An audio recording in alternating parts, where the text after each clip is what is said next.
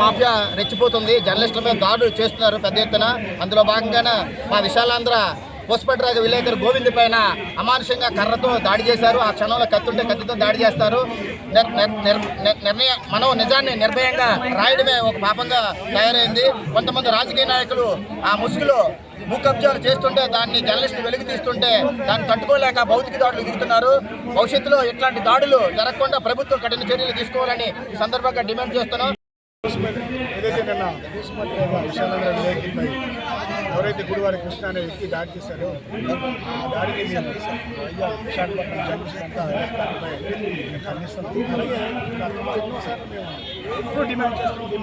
Non demand act ఉండాలి, separate act పెట్టాలి.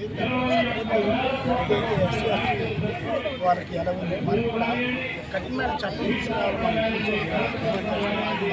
అది నెరవేరేగా సంఘాలు కూడా చేయాలి. ఎందుకంటే మనం ఇప్పటికీ మనం అనుభవిస్తాం. ఏదైనా సపోజ్ సామాన్యుడిగా ఒక ఎస్సీ సోదరుడు కానీ ఎస్టీ సోదరుడు కానీ ఏం అనాలన్నా కొంచెం భయపడతాం. అలాగే జర్నలిస్ట్ అనాలన్నా ఆ భయం రావాలంటే మనకు సపరేట్ యాక్ట్ కావాల్సిందే. ఈ విధంగా ఏదైతే మా రామచంద్ర గారు చెప్పారో ఏదైతే వాళ్ళు రోడ్డు మీద వివరించాలి.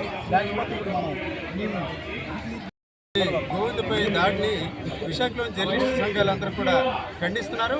దీనికి బాధ్యులు ఎవరున్నారో వారిని వెంటనే అరెస్ట్ చేయాలని కోరుతున్నాం. ఏదైతే జర్నలిస్టులపై దాడిని ఎట్టి పరిస్థితిలో ఏ సంఘం కూడా అంగీకరించదు. తాజాగా చూసుకుంటే ఒక మాఫియా, ఆ మాఫియా కూడా రాజకీయ ముసుగులో ఈ రకంగా జర్నలిస్టులపై దాడి చేస్తుంది. ఈ అంశంపై ఇప్పటికే విజయనగరం జిల్లా కలెక్టర్ని అన్ని జర్నలిస్ట్ సంఘాలు కూడా కలవడం జరిగింది. మేము విశాఖపట్నం జర్నలిస్టుగా ఒకటే డిమాండ్ చేస్తున్నాం పోలీసులకి, అలాగే ఏపీ ప్రభుత్వానికి. ఎవరైతే గోవింద్పై దాడి చేశారో ఆ నిందితుల్ని యూపీ తరహాలో విజయనగరం రోడ్డుపై ఊరేగించాలి. ఊరేగించినట్లయితే ఆ పోలీస్ స్టేషన్ ఎదుటి కూడా మేము ధర్నా చేస్తాం.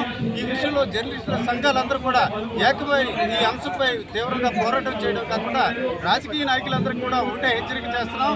రాజకీయాల ముసుగులో ఎక్కడైనా జర్నలిస్టులపై దాడి జరిగినట్లయితే మీ పార్టీ కార్యాలయాల ఎదుటి కూడా ధర్నాలు చేస్తాం. దీనికి బాధ్యత ఆ పార్టీ అధ్యక్షులు వహించాలి. ఈరోజు విశాలాంధ్రపై జరిగిన దాడి కాదు, ఇది జర్నలిస్టులపై జరిగిన దాడిగానే భావించి ఈరోజు జర్నలిస్టు సంఘాలందరం కూడా ఈరోజు మూకుమ్మడిగా ఇక్కడ జీవీఎంసీ ఎదుట నిరసన వ్యక్తం చేస్తున్నాం. ఇది ఒక రకంగా పత్రికా స్వేచ్ఛపై జరిగిన దాడి మాత్రమే కాదు, సమాజంపై జరిగిన దాడి. ఒక అన్యాయాన్ని ప్రశ్నించే క్రమంలో వెళ్ళిన జర్నలిస్టుపై జరిగిన ఈ దాడిని ఖండించడమే కాకుండా నిందితులపై అరెస్ట్ చేసేంత వరకు కూడా మేము పోరాటం చేస్తాం.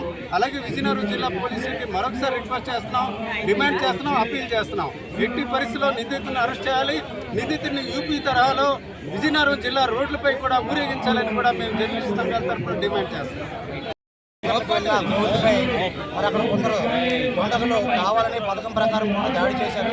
అతనిలో ఆ రిపోర్టర్ తనకి తీవ్రమైన బలమైన గాయం తగిలింది. మరి దీనిని విశాఖపట్నంలో ఉన్న జర్నలిస్టులందరూ కూడా ముక్తగండంతో ఖండించారు. ఇటువంటి దాడులు సరికాదు. ప్రజాస్వామ్య పద్ధతిలో వారికి ఏదైనా అన్యాయం జరిగిందని కానీ లేకపోతే వార్తలో ఏదైనా లోపం ఉన్నప్పుడు కూడా మరి ఆ వార్తని పలు విధాలుగా ఖండించుకోవచ్చు, లేకపోతే న్యాయ పోరాటం సాగించవచ్చు, లేకపోతే ఉన్నతాధికారుల దృష్టికి తీసుకెళ్ళవచ్చు. అలా కాకుండా కావాలని కాపు కాసి ఫోటో తీయడానికి జర్నలిస్టులపై దాడి చేయడం సరికాదు. వెంటనే వార్త రాసిన రిపోర్టర్లకు రక్షణ కల్పించడంతో పాటు ఎవరైతే దాడికి పాల్పడ్డారో ఆ దొండలను కఠినంగా శిక్షించాలని మరి పాత్రికేయ సంఘాలంతా కూడా కోరుతున్నాం.